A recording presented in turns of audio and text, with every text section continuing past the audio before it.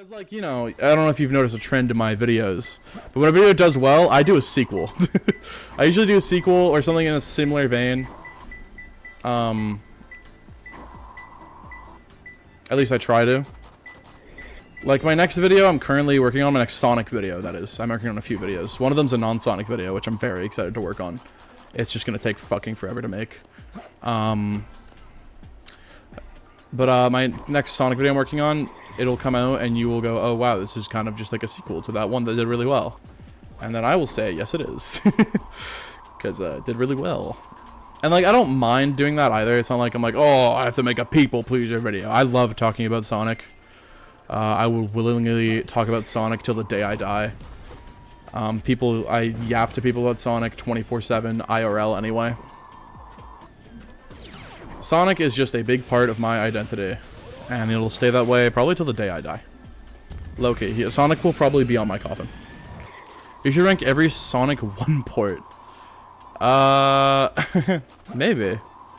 It's not a bad video. I kind of do like doing the ranking videos because they're really not, I don't mean to sound like, they're like really easy to write.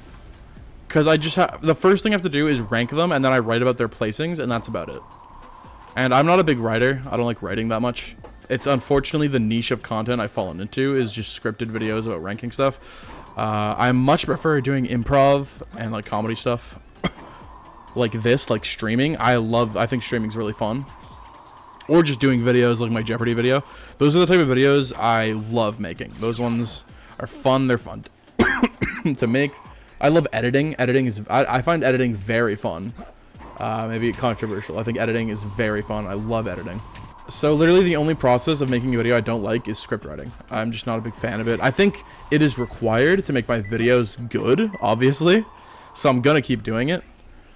But I would much prefer more of it content like this. Which, you know, if I start getting more popular somehow, if I start like doing better, my videos get more attention, I'll probably, you'll watch it in real time. I'll probably start transitioning to streaming more and doing you know, the Jeopardy video was great. I am glad you think that. I worked very, very hard on that, and it took me a while to set it up. I'm very proud of it. I love comedy. That's my favorite type of content to watch on YouTube. And so it's the type of content I like to make, but I also do like informational video. You know, I love fucking Cybershell. Cybershell is one of my biggest inspirations. His videos are like he's one of my favorite YouTubers. He makes amazing videos, and so, you know, I'm trying to kind of also do that, I guess. Trying to make, not exactly like his, obviously, I don't. But you'll notice if you look at any of my, you'll probably notice that he, I don't know, he's a big inspiration. I love that guy. But he's just like he's just so naturally funny. I don't, it's hard, man. He writes shit. He writes gold. He writes on a piece of gold paper with gold ink. I write on like toilet paper with like a normal pen that I got from the dollar store. But, you know, there's always room for improvement. I'm always looking to improve. There are people that just copy him, though. There's too many Sonic people doing Sonic 2 bonus video. I totally agree. That's why I don't try to do stuff like that. One of my first ever Sonic videos I did, it was just kind of like that. I just listing off random information about shit. And I kind of realized I wasn't built like him. I don't have it like Cybershell does. And so I just kind of like was like, whatever. I'm gonna do my own thing. And I kind of do. But he is a big inspiration. It kind of got me into just like reading about like, he got me into the just like reading about stuff, you know, like he got me into the like thought process of finding a game I like and then just going to its wiki page and reading about it and finding stuff about it, going to the cutting room floor. Like I probably never would have like been so in depth and more like knowledgeable. So 15 level, let's go. You got this. I like to think if I can hit this fucking rock. But no, I'm more of a, I feel like I would definitely prefer to be a streamer over a YouTuber in the traditional senses. But also being a YouTuber is not bad. I like editing my videos together. You know, I would obviously stream to make, like right now I'm streaming to make a YouTube video. This is going to be a YouTube video, and that's what it's going to be remembered as. The 4 people watching the stream right now, they're not going to remember they're gonna be like, oh, it was a I remember when it was a stream. I think streaming for making content, I think, is just the way to go. I think that's like the best method there is, turning streams into videos. And today we will be ranking every crate from every Sonic game. Eventually I'm gonna have to reach that point. Yeah. I also just don't feel like I'm not very good at writing my opinions. I feel like I rank a Sonic game and I go, yeah, I like it, it's fun, I like playing it, it's fun, so yeah, I'm gonna put it here. And that's about most of my rankings. I feel like in my semi-final boss video, I thought that was a banger. Like, genuinely, I think that's some of the best I've ever written. I think it's some of my best editing. I think that video is overall one of my best. The other one from Sonic Heroes, it looks good. Where's the sex appeal? That's what I'm saying. Script writing seems boring, like required writing for school. It can be. It depends what you're writing about, really. If it's something I'm really passionate about, like my current video I'm working on that isn't a Sonic video, I'm fucking going through it, like, pages at a time, and I'm having lots of fun. But if it's about, like, I don't know. Today, guys, we're ranking every spike in Sonic. Like, I don't give a fuck about writing every spike in Sonic. I'm not gonna have fun writing about that.